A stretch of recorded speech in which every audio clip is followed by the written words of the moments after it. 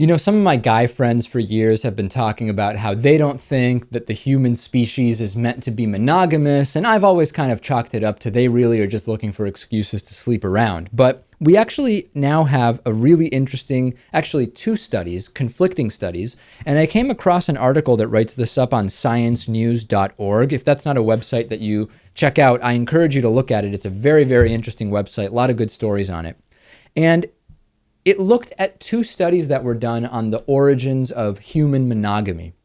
And the studies conflict, and I'll talk to you a little bit about that. The two studies are the evolution of social monogamy in mammals, and another one called the male infanticide leads to social monogamy in primates. Okay, so let's see if I can sum these up for you in a way that's concise, and then we can discuss them.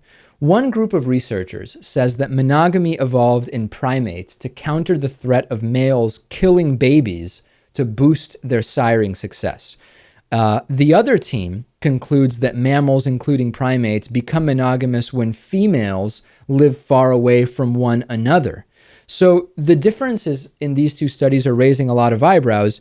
Anthony Di Fiore, who's an evolutionary anthropologist at University of Texas in Austin, says, they do seem to be saying the opposite thing. It's interesting because they, meaning the two studies, use very, very similar methods. The two groups of researchers also disagree on whether the research has implications for why humans evolved fidelity to mates. Both teams investigated the evolution of social monogamy, which researchers define as male and female pairs living in breeding pairs. It doesn't mean that they're always faithful. There can be cheating, and it just means that the living situation is in pairs, social monogamy. It's common for birds to have this social monogamy, but it's actually pretty rare in mammals.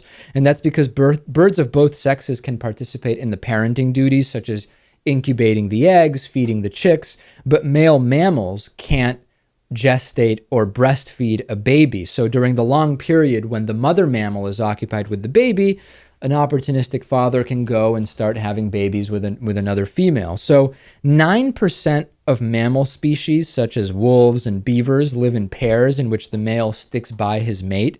And it's more common among primate species. About 25% of primate species live in these pairs. Now, Homo sapiens, it seems to be clear now that Homo sapiens are not genetically deferential to monogamy. And we know that because there are many societies that don't adopt monogamous social standards similar to kind of modern day Western world. So now the question is, did social monogamy among humans evolve as a result of behavioral evolution alone? Right? And this really comes back to the idea of we have this modern society, modern legal system, and kind of modern codes of behavior. And is that what is pushing monogamy more so than anything else? And again, here we're not talking about people having multiple wives or husbands, which is, the institution of marriage is a legal one very specifically. But we're really just talking about social monogamy, and the idea that the correct thing for most people, and again, there are people who are polyamorous or they're in multi-way relationships, so on and so forth, but broadly speaking, social monogamy is the norm. What is natural about that, and what has been kind of socially constructed? Send me your thoughts. Could this ever change? Would you want it to change? Does it make sense to you that things are the way they are or not?